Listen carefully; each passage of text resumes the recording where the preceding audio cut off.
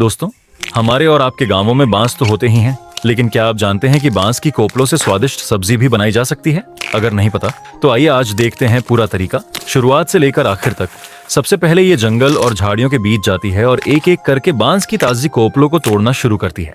यह काम देखने में जितना आसान लगता है, असल में उतना होता नहीं। काफी देर की मेहनत के बाद जब अच्छी मात्रा में कोपलें इकट्ठी हो जाती हैं, तब इन्हें टोकरी में भरकर घर ले आया जाता है। घर पहुंचने के बाद शुरू होता है सबसे मेहनत वाला काम।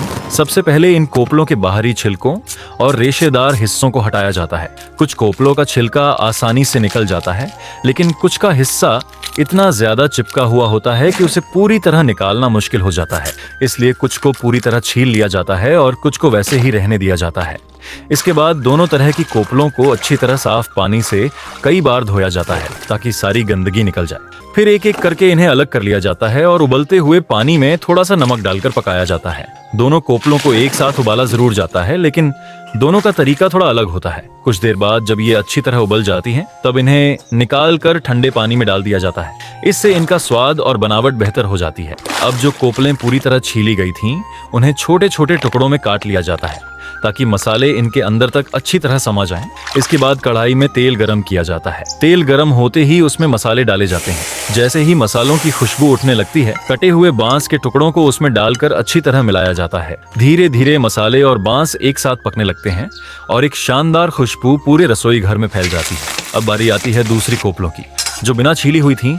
उनके लिए अलग मसाला तैयार किया जाता है। उबली हुई कोपलों को अच्छी तरह छानकर उस मसाले में डाला जाता है और फिर धीमी आंच पर पकाया जाता है ताकि उनका अपना अलग स्वाद बरकरार रहे। लेकिन कहानी यहीं खत्म नहीं होती। स्वाद को और भी खास बनाने के लिए इन कोपलों का एक तीसरा रूप भी तैयार किया जाता है। इसमें थोड़ा सा मांस मिलाया जाता है और फिर मसालों के साथ पकाकर एक अलग तरह की सब्जी बनाई जाती है। इससे इसका स्वाद और भी ज्यादा गहरा और लाजवाब हो जाता है। अब तक 3 अलग अलग तरह की बांस की सब्जियां तैयार हो चुकी हैं। एक छिली हुई कोपलों की, एक बिना छीली हुई कोपलों की और एक मांस के साथ बनाई गई खास सब्जी। कई घंटों की मेहनत, तैयारी और पकाने के बाद आखिरकार खाना परोसने का समय आ जाता है।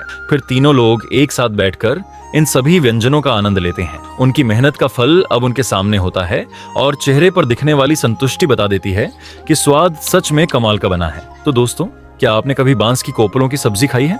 अगर नहीं तो इसे देखकर एक बार जरूर चखने का मन करेगा।